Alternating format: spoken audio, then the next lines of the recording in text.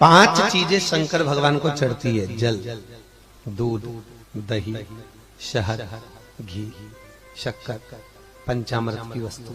5 हमारे जीवन को सार्थक करने वाले। दूध भक्ति का प्रतिबिंब है। हमारे घर से रोग, बीमारी, तकलीफ को दूध चढ़ाते ही वो रोग बीमारी समाप्त होने लगती।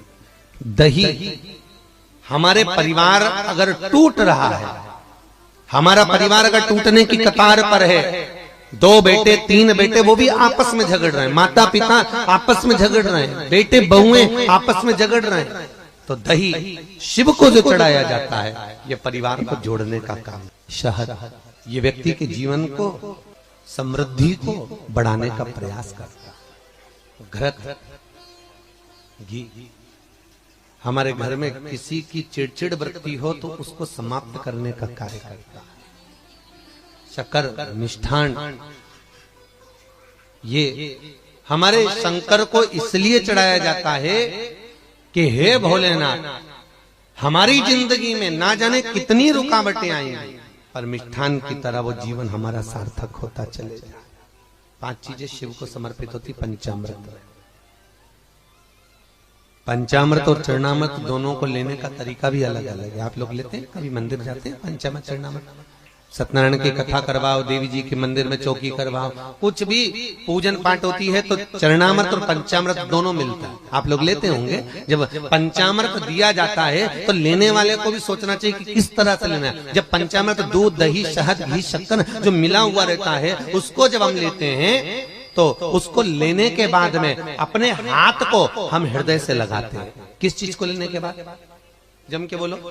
पंचामृत, चरणामृत नहीं।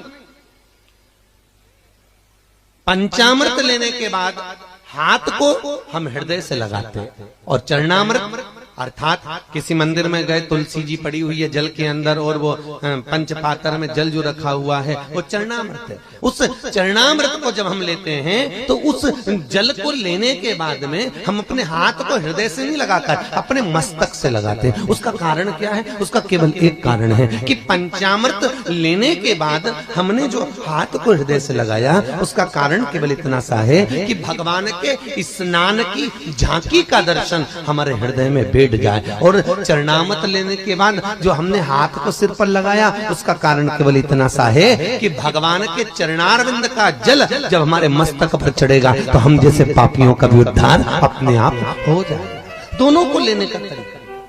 और प्रसाद, कई लोग क्या करते हैं, प्रसाद लेने के बाद हाथ सिर पे रखते हैं। नहीं नहीं नहीं, गलत।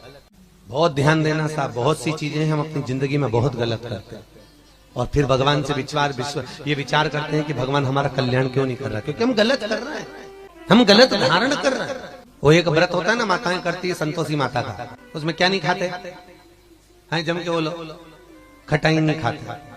अच्छा ईमानदारी से बोलो, तुम 16 सोमवार शुक्रवार करे तुमने संतोषी माता के, तुमने 10 शुक्रवार करे संतोषी माता के, और संतोषी माता ने तुम्हारी नहीं सुनी तो तुम जगत में कहोगी बताओ माता जी के हमने तो व्रत करे और माता जी ने हमारी नहीं सुनी। पर तुमने व्रत करे तो करे कैसे? तुमने धारण तो करा कि शुक्रवार को खट्टा नहीं खाना है, पर संतोषी माता के व्रत को तुमने अच्छे से धारण नहीं करा। तुमने उसमें पढ़ा कि खट्टा मत खाओ, पर संतोषी माता के व्रत को अगर अच्छे से धारण करोगी, गणेश जी की बेटी है संतोषी, और संतोषी के व्रत को अगर तुम अच्छे से धारण करोगी तो सबसे पहला प्रसंग आता है कि खट्टा मत खाओ, पर साथ में यह भी याद रखो कि खट्टा मत बोलो। अब मालूम पड़े शुक्रवार का व्रत रख लिया, खट्टा नहीं खाऊंगी, खट्टा नहीं खाऊंगी, और सबसे झगड़ा करती फिर रही, जरा जरा सी बात में लड़ रही, जरा जरा सी बात में खट्टा बोल रही, तो व्रत लगेगा? अरे बोलो तो जी जियो, अरे बोलो अच्छे से, लगेगा? व्रत का फल मिलेगा? नहीं। और जगत में कह रही मैंने तो व्रत भी करे पर फायदा नहीं हो रहा, मैंने तो व्रत भी करे कोई लाभ नहीं हो रहा, तो भगवान भी बोले लाभ कहां से होगा? खट्टा खाया नहीं पर खट्टा बोला तो, और खट्टा अगर बोल दिया तो लाभ क्या होगा? उसका भाव। अब शंकर जी की बात लेके आ जाए तो शंकर जी के मंदिर में गई, वहीं का लोटा, वहीं का पानी, वहीं का महादेव उठा उठा के चढ़ा रही है, तो तेरे को कोई फायदा होगा? अरे बोलो तो जरा जम के। लोटा बेचारा वो कलश किसी दूसरे का, पानी किसी दूसरे ने भर के रखा, बाल्टी में तो कहोगे महाराज जी वो चढ़ाने के लिए तो रखा था, तो था तो दूसरे का, मेहनत किसी दूसरे ने करी, बिजली चालू करके लाइट वाले के बिल बनाकर उसने पानी भरा, दूसरे का पानी, दूसरे का कलश, और तुम बड़े प्रेम से उठा के चढ़ा दोगी तो तुम्हें कोई फायदा मिलेगा? कई कई माताएं बड़ी चतुर होती है, कोई पीपल का पेड़ का पूजन हो, कोई आंवले का पूजन हो, कोई बड़गद का पूजन हो, किसी भी देवी देवता का पूजन करने थाली लगी लगाई मिल जाए, किसी की लगी लगाई थाली मिल गई, रोली कुकू हल्दी मोहंदी सब रखा और सब उठा के सब चढ़ाया, और बेचारी जिसकी थाली थी थोड़ी देर बाद वो आई तो आके देखा तो सब गायब हो गया, सब और पूज भी रही थी, यहाँ सामान रखा था बताएंगे तो कि वो इकाई थी लीलाबाई, सब चढ़ा के चली। लाभ किसको हुआ? बोलो जम के, जिसने चढ़ाया उसको कि जिसकी थी उसको। अच्छा जम के बोलो जरा, यहाँ तक आवाज आना चाहिए। जिसकी थी उसको लाभ। शमी की जो पत्ती होती है, शमी की जो पत्ती होती है, एक पत्ती में जितनी पत्तियां लगी होती हैं और एक पत्ती के अंदर, जरा ध्यान देंगे, जैसे इस पत्ती में ढेर सारी पत्तियां लगी हुई है, उस पत्ती में से भी एक पत्ती तोड़ोगे और एक पत्ती तोड़ने पर उस पत्ती को भी अगर गिनोगे तो उसमें बहुत सारी पत्तियां होती हैं। आज प्रयास करना, अगर कहीं आपको शमी की पत्ती मिले तो जैसे ये पत्ती, इस पत्ती को तोड़ा गया, इस पत्ती में से एक पत्ती निकाली गई और एक पत्ती निकालकर आप धीरे से रखना, उसमें भी बारीक बारीक बारीक बारीक बारीक बारीक बहुत सारी पत्तियां नजर आती हैं। शिव महापुराण की कथा कहती है, जो सोमवार की अष्टमी हो या प्रदोष का व्रत हो या 12 महीने की शिवरात्रि हो या किसी भी दिन प्रदोष काल के अंतर्गत शंकर भगवान को एक शमी का पत्ता कोई भूलवश भी समर्पित कर देता है तो जितनी एक पत्ती में पत्तियां होती है और उस पत्ती के अंदर भी एक पत्ती को तोड़ने के बाद जितनी पत्तियां होती है उतने जन्म मृत्यु लोक में मनुष्य के नहीं होते। 84 लाख योनियों में से वो योनियां कट जाती हैं और देव योनि प्राप्त हो जाती। एक शमी पत्र की इतनी मात्रा।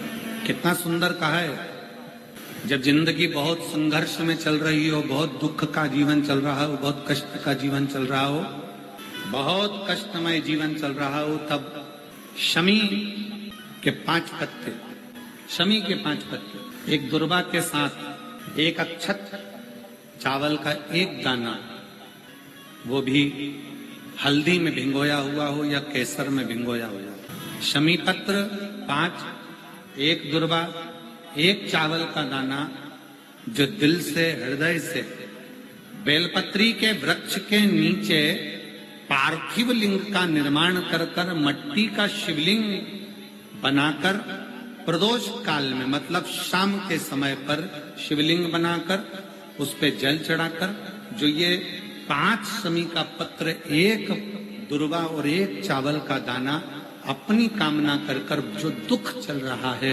बाबा से विनय कर कर एक एक पत्ता जब समर्पित कर दे, फिर एक दुर्वा समर्पित कर दे, फिर एक चावल का दाना समर्पित कर दे और बाबा का वहीं पर पुनः विसर्जन कर दे, 3 महीना तो जाने दो, 15 दिन के अंदर वो दुख कटता जरूर है। चाहे कोई भी दुख क्यों, किसी भी तरह का दुख क्यों।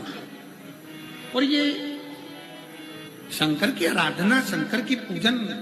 एक बहन बैठी है यहाँ, कई लोग कहते हैं अगर हमारे घर में शिवलिंग नहीं है, शंकर का अगर शिवलिंग नहीं है तो फिर हम शंकर की आराधना कैसे करें। हम आपसे एक बात कहना चाहेंगे, अपने घर में एक छोटा शिवलिंग होना चाहिए। और मान लो नहीं है, आपके परिवार के लोग नहीं राजी हो रहे, आपके घर के लोग नहीं राजी हो रहे, आपके परिवार के लोग राजी नहीं हो रहे हैं, तो फिर क्या करोगे। तो कहा शिव महापुराण में सुंदर आनंद के साथ विद्धेश्वर संहिता में कहा कि शिवलिंग नहीं होने पर जब आप मंदिर में दिया लगाते हो,